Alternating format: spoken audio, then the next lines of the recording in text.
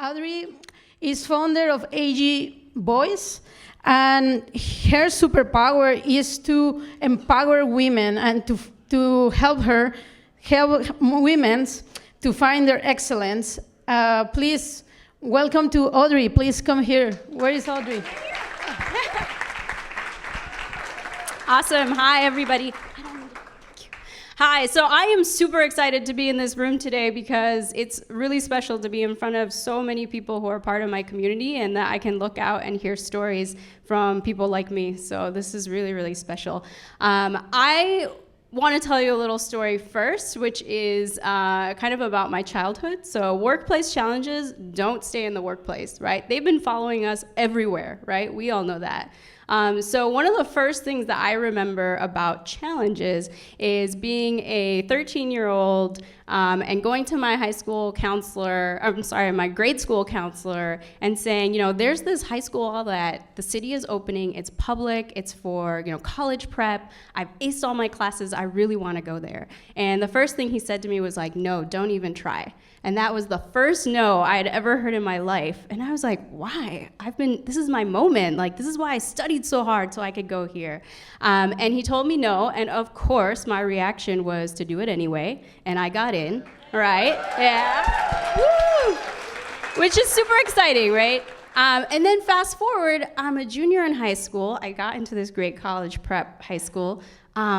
Still killing it with the grades, right? All the extracurriculars, checking all the boxes. And I go to my high school counselor and I say, here are the colleges I want to go to. Thank you very much. Like, here's the applications. And he told me, no, you're not going to get in. So why don't we have plan B? Let's have some other choices. And I was like, dude, I've been down this road. Like, this is on repeat right now.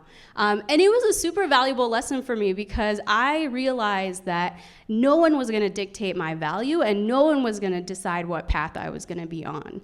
And so in my career journey, it's really been about dictating that pathway for myself. But that doesn't mean that just because you do that, there aren't challenges. And so I'm going to talk about 3 challenges that I think are very particular, I think, to being a queer woman of color in tech and in any industry. Thank you. Love it. I love this group. It is so great. You have to be up here to see this. Like, it's amazing. So the first one is imposter syndrome. So when you walk into rooms and people are shaking their heads, right? When you're the one and only or the one of few, you're constantly like in your subconscious and in your consciousness always thinking like, do I deserve to be here? Am I in the right room? Oh gosh, what am I gonna say, right? Everything is sort of this conscious decision of like questioning yourself. And it's tiring, it's exhausting, but what's really dangerous about it is that, and I've experienced this, is that it prevents you from saying yes to things. It prevents you from taking chances because you think that those doors just aren't meant for you. So that's the first one, is imposter syndrome. The second one is really about having my identity and identities as a Latinx person sort of used for somebody else's gain.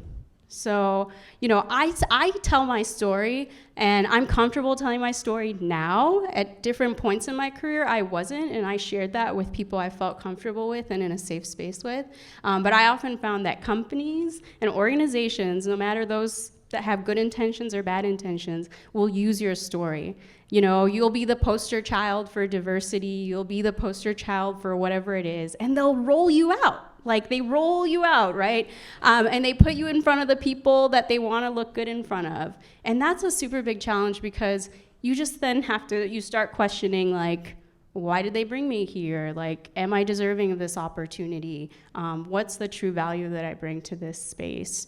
And then the third is really around just kind of really living kind of your true mission and purpose. And this, I think, has to do with sort of the pressures that we all feel as being part of this community, whether it's being first generation or immigrating to this country. We all have expectations from others and from ourselves about what we need to accomplish, where we should be, what should we be checking off that list, like how much money should we be making, right? Like, our parents are concerned about, are we doing well? Should we be getting that promotion?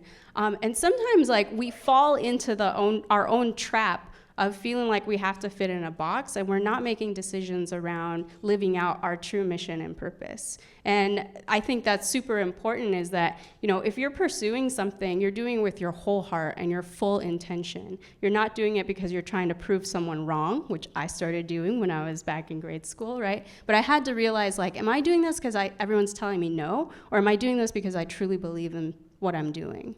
And I think that's one of the challenges we often face, because we're so dictated in terms of what we should be working on. Great.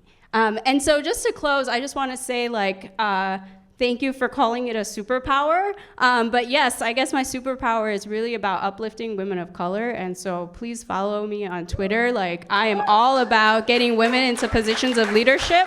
So if you have questions about that, or you need support, or you need a cheerleader, like, I'm your person. So thank you for having me. Thank you, Audrey.